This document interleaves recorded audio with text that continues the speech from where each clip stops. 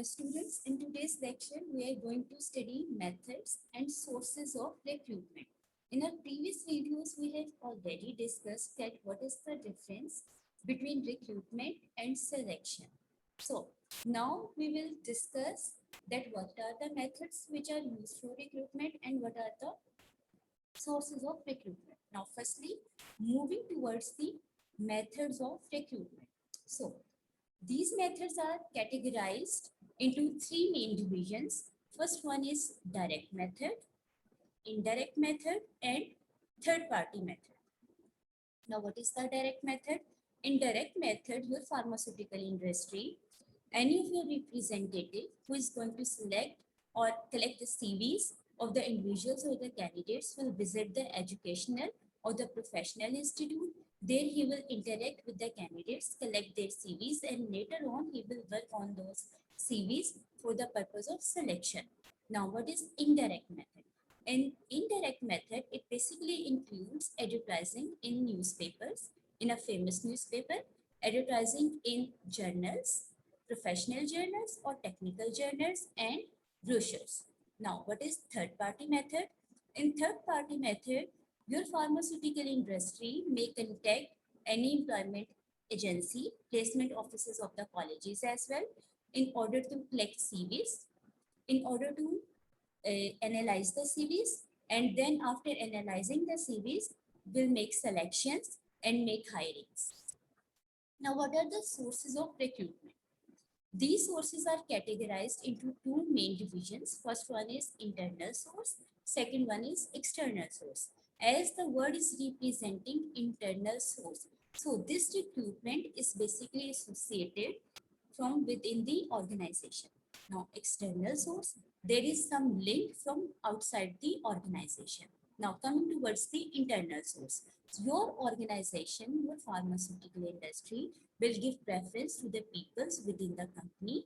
They will try to compensate the vacancies within the company. They will try to give the higher post to an individual who is already working in your organization or in your pharmaceutical industry, as though no, they have already trained their employees, they have given them training, they are competent enough to handle the higher post, and then for the junior post or the non-managerial post, they may use or utilize the external sources. Now, what are the external sources? In external sources, you may give advertisement in a newspaper. Even your employees within your pharmaceutical industry may refer or suggest another person. So internal sources may not always fulfill the need. So in that case, you may approach the external sources. You may give ads in the newspapers. Your even colleagues or your employees who are working in your pharmaceutical industry may suggest you the name of a competent and a qualified person. Now, what are the external sources of recruitment? These include direct recruitment, and we will discuss all these sources in this lecture. First one is direct recruitment. Second one is recruitment through the jobbers and intermediaries. Then recruitment at the factory gate. Recruitment through advertisement. Recruitment through the recommendations of the existing employees. Recruitment from colleges or universities or educational institutes, then recruitment through employment exchange or employment agencies. Now, what is direct recruitment? In your pharmaceutical industry, in your organization, you have your own HR department, you have your own personnel department who is collecting the CVs. You can utilize that pool of the CVs and you can select candidates from those CVs. Now, recruitment through the jobbers or intermediaries. So, mostly unskilled and illiterate workers are recruited through this method under this system. An intermediary will act as a source. He will provide you the workers or the candidates without any official way, without any advertisement. He will utilize his own resources and then he will provide you the workers. So, mostly unskilled and illiterate workers are hired through this method. Now, recruitment at the factory gate. Again, unskilled workers are hired mostly by this method. For example, there is any janitor or any other lower level post person is visiting your pharmaceutical industry, he is begging you for the job. So the factory manager or the labor superintendent or the other official may select that individual. So mostly laborers are hired by this method, mostly unskilled workers are hired by this method. Now recruitment through advertisement.